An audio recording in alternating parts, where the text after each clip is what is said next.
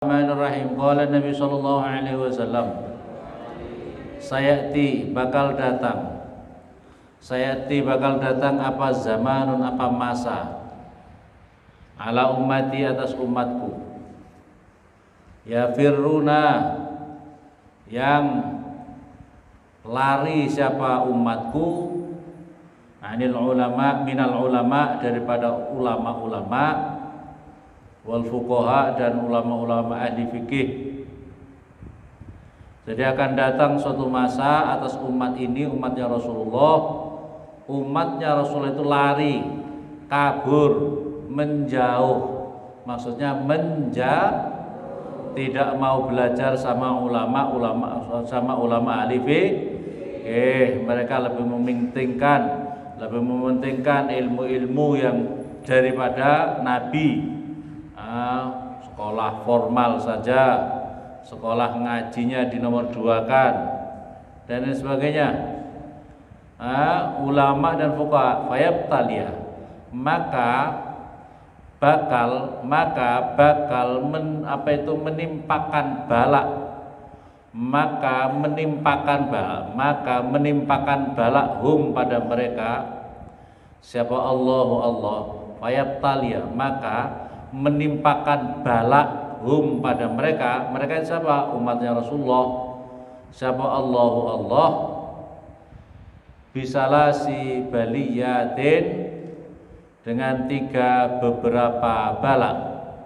Bisalasi baliyatin, dengan 3 beberapa bala. Aulaha, utawi permulaannya salasi baliyat. Aulaha, utawi permulaannya, artinya yang nomor pertama dari 3 bala. Yang pertama, yarfa'u, itu atau mengangkat. Yarfa itu artinya mengangkat atau menghilangkan.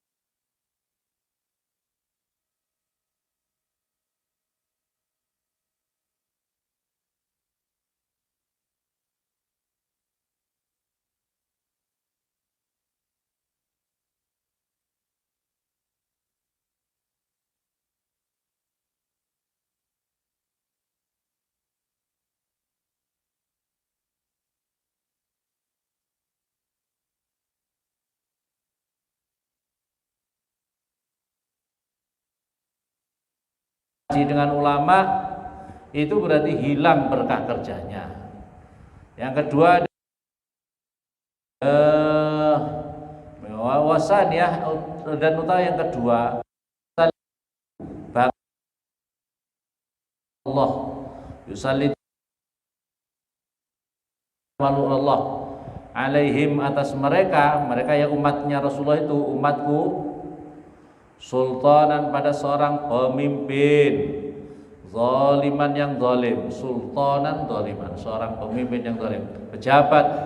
Pejabat yang memimpin kelurahan, RT, RW, polisi, tentara, bupati, gubernur, presiden, umpamanya sampai ke atas. Pejabat-pejabat yang zalim sering mengatasnamakan rakyat, tapi untuk kepentingan dirinya sendiri. Demi mengatakan rakyat ini untuk rakyat, jembatan untuk rakyat, tapi dikorupsi. Ini untuk jalan rakyat, tapi dikorupsi. Kebijakannya tidak memihak kepada rakyat, tapi untuk dirinya, keberuntungan dirinya sendiri. Ini pemimpin yang zalim. Yang berikutnya, wasalisatu, dan utawi yang ketiga, yakhrujuna, keluar siapa mereka, minat dunia, daripada dunia, bi ghairi imanin, dengan tanpa iman. Naudzubillah summa naudzu. Jadi ini yang paling berat. Kalau kita tidak mau mendekat sama ulama, kalau kita tidak punya sanad keilmuannya, tidak mau duduk bersama ulama, tidak mau ngaji sama ulama dan ahli fikih, yang dikhawatirkan, paling dikhawatirkan, dia mati dalam keadaan su'ul khatimah, dalam keadaan tidak membawa iman. Naudzubillah summa naudzu. Wal maqalatu salisah, utawi maqalah yang ketiga, an Abi Bakar As-Siddiq, daripada Abi Bakar As-Siddiq radhiyallahu anhu, radhiya, semoga berikan ridha sapa Allah anhu kepada Abi Bakar Siddiq, man barang siapa, dakhala masuk siapa man al-qabra, pada kuburan, man barang siapa, dakhala masuk siapa man al-qabra, pada kuburan, bila zatin, dengan tanpa bekal, dengan tanpa sangu, dengan tanpa ongkos. Wong mati kok ora ongkos, wong mati kok bawa ongkos.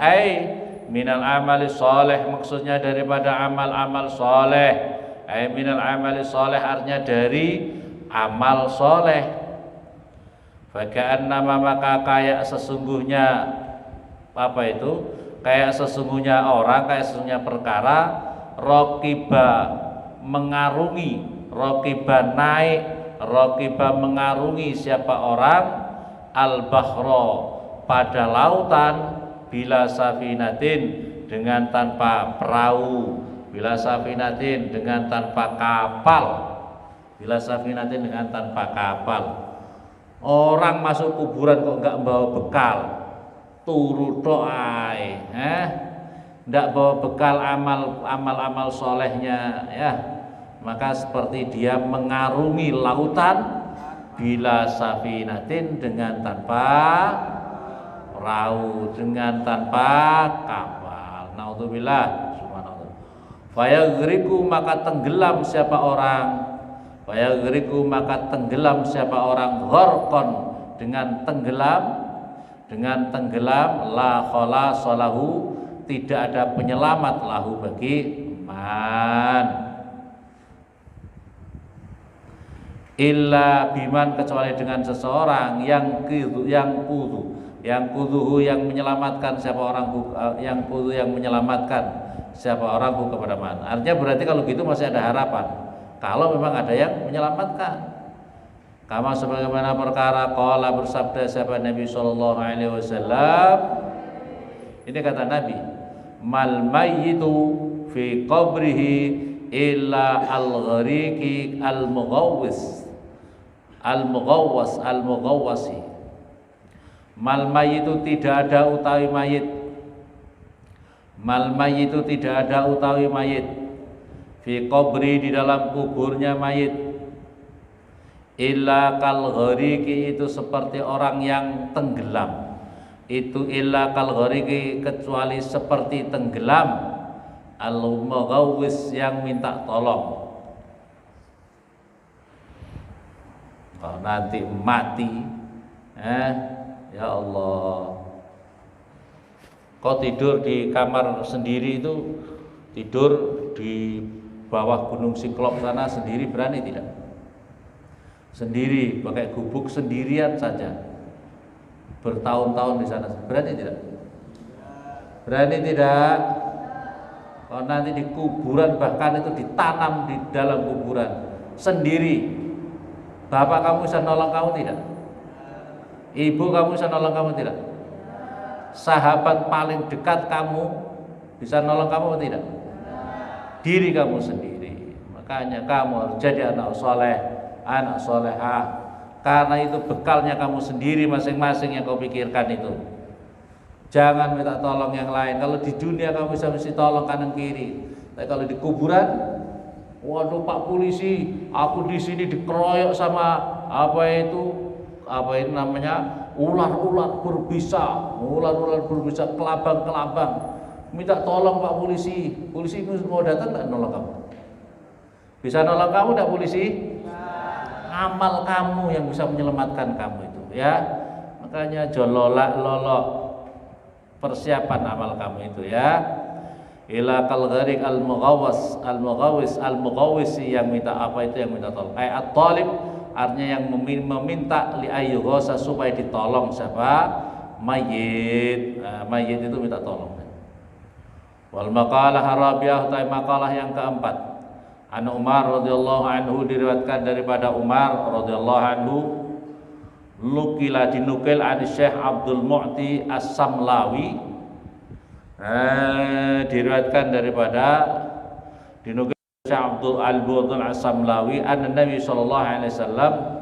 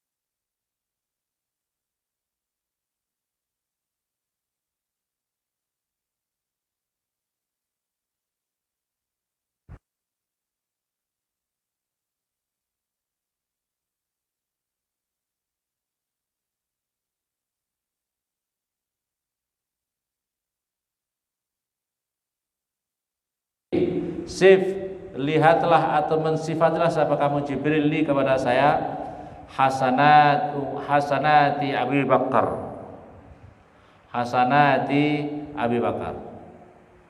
Yang pertama, yang kedua ya, hasanati Abi Bakar, pada kebaikan. Faqala, berarti kepada Umar ini. Faqala sifli hasanati Abi Bakar. Faqala, maka berkata siapa?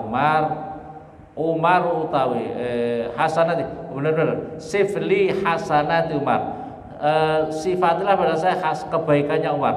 Terus sifli hasanati Abu Bakar. Faqala, maka berkata Jibril, Umar utawi Umar itu hasanatun, satu kebaikan, min hasanati Abi Bakrin, daripada berbagai kebaikannya Abu Bakar. Jadi itu paling istimewa kebaikan itu adalah Abu Bakar Siddiq. Baru Umar itu adalah satu kebaikan daripada Abu Bakar. Jadi Abu Bakar itu istimewa. Adalah hadis Nabi itu, kualitas imannya Abu Bakar itu adalah lebih baik daripada dunia seluruh isinya, dibandingkan dengan kualitas imannya Abu Bakar. Bakar itu adalah orang yang istimewa luar biasa, kecintaannya kepada Rasulullah, pembelaannya kepada Rasulullah itu luar biasa. Saya ingin cerita satu cerita saja ketika beliau menemani perjalanan hijrah Rasulullah ke Taif, ke Madinah. Itu beliau terus kemudian masuk sembunyi di Gua Sur.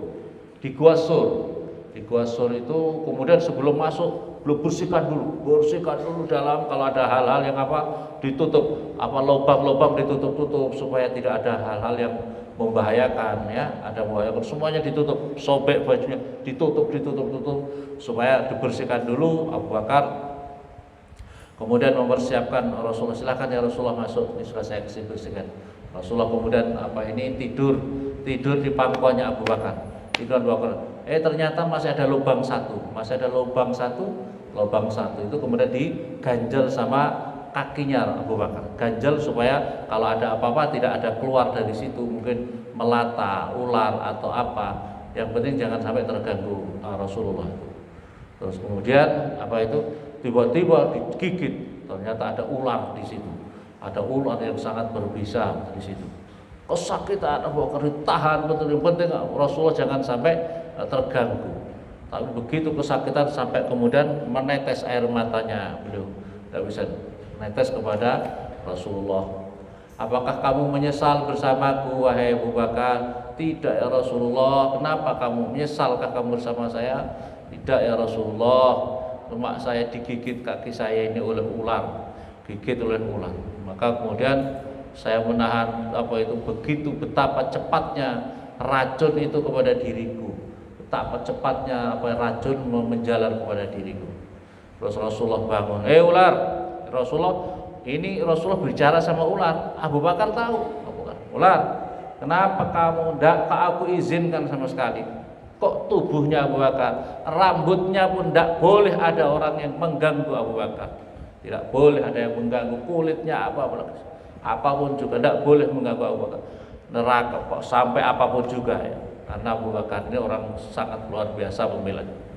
Tidak ya Rasulullah, aku tidak ada urusan sama Abu Bakar. Aku ini sudah tahu di zaman dahulu, beribuan tahun yang lalu aku sudah tahu Rasul Allah Subhanahu wa taala berfirman bahwa nanti di akhir zaman akan ada nabi akhir zaman yang barang siapa bisa memandangnya dengan pandangan cinta, kasih sayang, cinta karena Rasulullah, maka orang yang memandang itu akan diselamatkan dari kobaran api neraka. Yang mandang dengan pandangan cinta saja akan diselamatkan dari api neraka. Maka oleh karena itu aku minta izin sama Allah supaya aku diberi perkenan. Ribuan tahun aku nunggu di sini, kata Allah, kau tunggu di Gua Sur. Nanti hambaku Rasulullah Muhammad itu nanti suatu ketika akan datang di Gua Sur itu. Aku sudah nunggu beribuan tahun di gua ini. Aku sudah nunggu di sini. Aku ingin jumpa denganmu. Aku ingin melihat dengan cinta padamu ya Rasulullah. Tapi aku diganggu, ditutup dengan kakinya Abu Bakar. Maka aku gigit. Aku tidak ada urusan dengan Abu Bakar. Tidak ada kebencian sama Abu Bakar. Cuma aku ingin melihat engkau ya Rasulullah. Maka oleh karena itu Rasulullah, sekarang pandanglah. Rasulullah kemudian mengizinkan, terus Rasulullah berdoa, ditiup racun yang ada di kakinya Abu Bakar, seketika sembuh. Masya Allah. Nah, makanya Abu Bakar Siddiq itu luar biasa. Luar biasa kecintaannya kepada Rasulullah Shallallahu Alaihi Wasallam. Ya. Jadi yang penting kamu cinta sama Rasulullah, ya, kecintaan kamu dengan apa? Baca sholawat yang kita baca itu Sallallahu Alaihi Wasallam. Sholat itu minimal, kenapa saya kadang-kadang itu baca minimal 300 sampai 300 kali. Kamu itu kalau baca Sallallahu Alaihi Wasallam ya itu yang benar. Habib Lutfi itu punya guru dan amalannya itu 16.000 kali dalam sehari semalam. 16.000 kali. Mbah Malik itu dari Banyumas atau mana ya, di sana itu sampai suatu, pokoknya asal bersolawat Nabi Adam itu maharnya kepada Siti Hawa, karena waktu itu apa, kalau di semuanya sudah ada, harta benda sudah ada, apa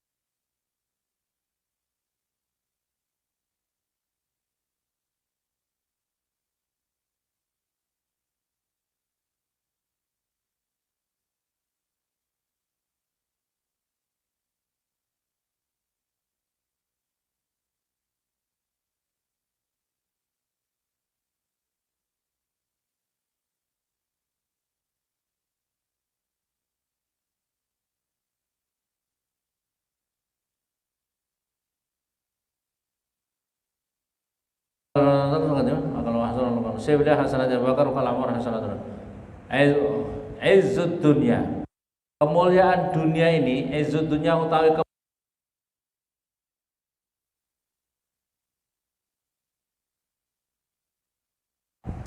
izzud dunya utawi kemuliaan dunia ini bil mali dengan harta.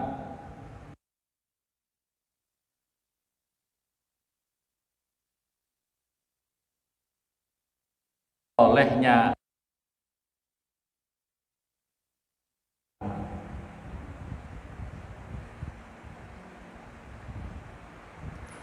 wala tataqawi, maka tidak kuat apa umurud dunia, apa perkara dunia, wala tuslih, dan tidak akan bagus apa illa bil amwali, kecuali dengan harta.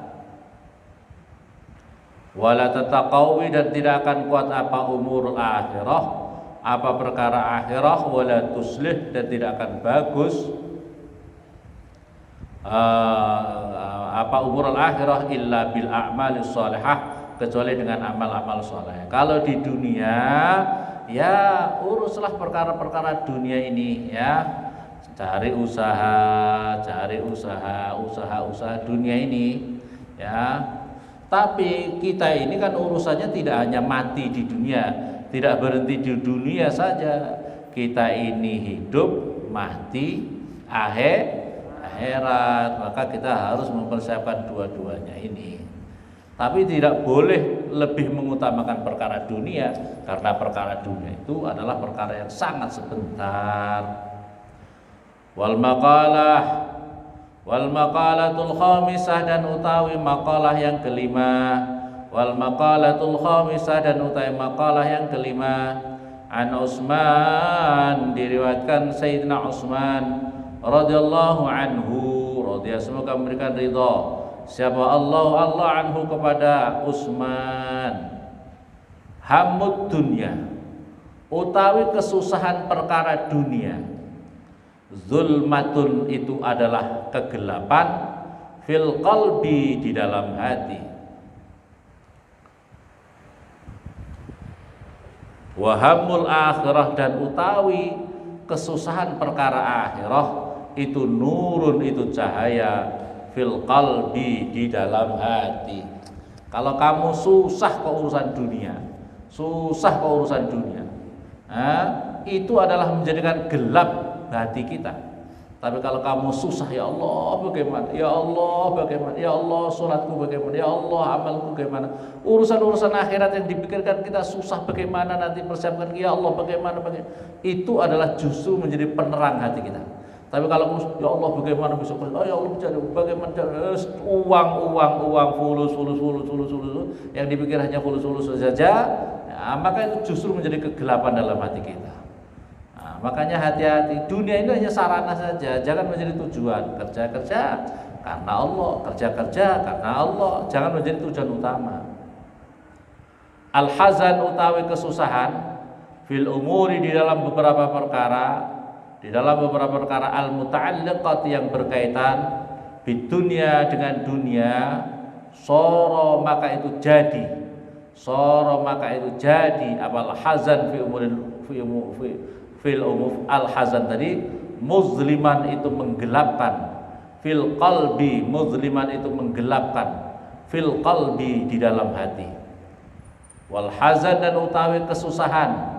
Fil umur, di dalam beberapa perkara.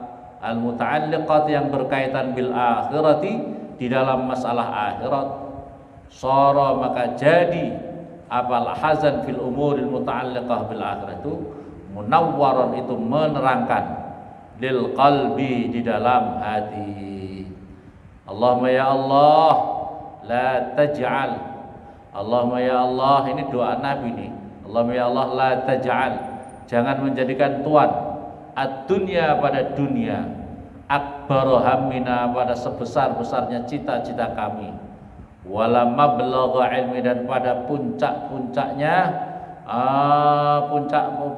pengetahuan kami. Jadikan perkara dunia itu puncak kesusahan dan cita-cita pengetahuan kami. Tidak, kita minta itu apa itu fid dunya hasanah wa fil akhirati hasanah wa qina adzab wallahu a'lam.